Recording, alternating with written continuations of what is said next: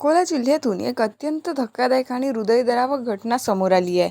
बार्शी टाकळी तालुक्यातील विझोरा गावात दारूच्या आहारी गेलेल्या मुलाने स्वतःच्या जन्मदात्या आईची हत्या केल्याची खळबळजनक घटना घडली आहे। या घटनेनंतर परिसरात संतापाची लाट उसळली असून पोलिसांनी आरोपी मुलाला अकोला शहरातून ताब्यात घेतलाय। दारूच्या नशेत असलेल्या मुलाने स्वतःच्या जन्मदात्या आईवर प्राणघातक हल्ला करून तिची हत्या केल्याचा आरोप होतोय। रंजना शांताराम पांडे असे मृत महिलेचे नाव असून सागर शांताराम पांडे असे आरोपी मुलाचे नाव आहे। प्राथमिक माहितीनुसार घरगुती वादातून आई आणि मुलामध्ये वाद झाला होता आणि या वादाचे पर्यावसान थेट हत्येमध्ये झाल्याचं सांगितलं जात आहे। आरोपी सागर पांडे हा दारूच्या आहारी गेला असल्याची माहिती समोर आली आहे। संतापाच्या भरात त्याने घरातच आईवर हल्ला केला आणि या हल्ल्यात गंभीर जखमी झालेल्या रंजना पांडे यांचा मृत्यू झालाय। घटनेनंतर आरोपी घटनास्थळावरून फरारी झाला होता। घटनेची माहिती मिळताच पोलिसांनी तात्काळ घटनास्थळी धाव घेत पंचनामा केला आणि तपासाला सुरुवात केली।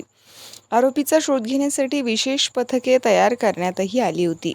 अखेर स्थानिक गुन्हे शाखेच्या पथकाला यश आले असून आरोपी सागर पांडे याला अकोला शहरातील टॉवर चौक परिसरातून ताब्यात घेण्यात आले आहे। या घटनेमुळे विझोरा गावासह संपूर्ण परिसरात हळहळ व्यक्त केली जात असून नातेसंबंधाच्या अद्यपतनाबाबतही चर्चा सुरू झाली आहे। जन्मदात्या आईची हत्या करणाऱ्या आरोपी मुलाला पोलिसांनी ताब्यात घेतले असले तरी या घटनेमुळे समाज मन सुन्न झाले। या प्रकरणाचा अधिक तपास पोलिसांकडून सुरू असून हत्येमागील नेमकं कारण आता शोधलं जात आहे। आज सकाळी बार्शी टाकळी तालुक्यामध्ये विझोरा गावामध्ये एक घटना अशी घडली होती की एक आईचा खून त्याचेच मुलगाने केला होता। आईचं नाव जे आहे रंजना पांडे आहे आणि ते मुलगानी खून करून ते पळून गेला होता। जवळपास जंगल आहे। लगेच आमचे बार्शी टाकळीचे आमची जी टीम आहे ती घटनास्थळाला पोहोचली होती।